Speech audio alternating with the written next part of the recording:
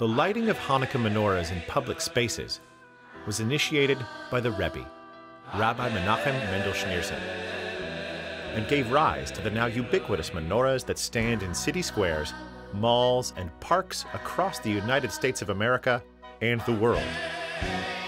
On the eve of Hanukkah in 1980, the Rebbe wrote a letter explaining the reasoning and inspiration of the public menorah. To all participants in the public lighting of the Hanukkah menorah in the USA, greeting and blessing. Hanukkah, the Festival of Lights, recalls the victory, more than 2,100 years ago, of a militarily weak but spiritually strong Jewish people over the mighty forces of a ruthless enemy that had overrun the Holy Land and threatened to engulf the land and its people in darkness.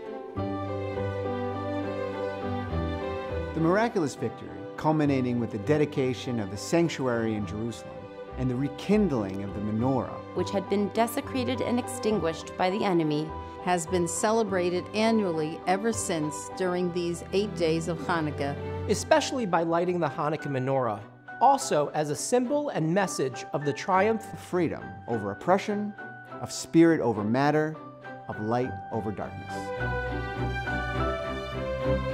It is a timely and reassuring message, for the forces of darkness are ever present. Moreover, the danger does not come exclusively from the outside.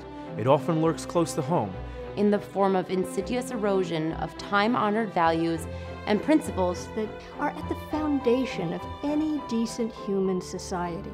Needless to say, darkness is not chased away by brooms and sticks, but by illumination. Our sages said a little light expels a lot of darkness.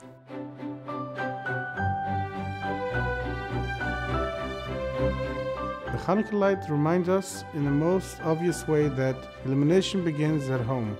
Within oneself and one's family, by increasing and intensifying the light of Torah and mitzvahs in the everyday experience, even as the Hanukkah lights are kindled in growing numbers from day to day. But though it begins at home, it does not stop there. Such is the nature of light, that when one kindles a light for one's own benefit, it benefits also all who are in the vicinity.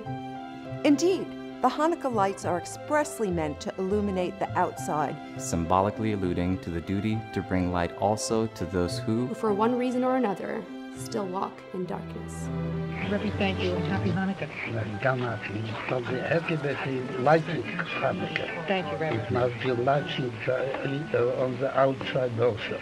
Thank you, Rebbe. That is the message of Hanukkah. Thank you. The light on people's doors in such a manner that it will light the street around your home. Thank you, Rebbe. I need it in my neighborhood. Yes, very much bless you. What is true of the individual is true of a nation, especially this great United States, united under God and generously blessed by God with material as well as spiritual riches. It is surely the duty and privilege of this nation to promote all the forces of light, both at home and abroad, and in a steadily growing measure. Let us pray that the message of the Hanukkah lights will illuminate the everyday life of everyone personally and of the society at large, for a brighter life in every respect, both materially and spiritually. With esteem and blessing in the spirit of Hanukkah, M. Schneerson.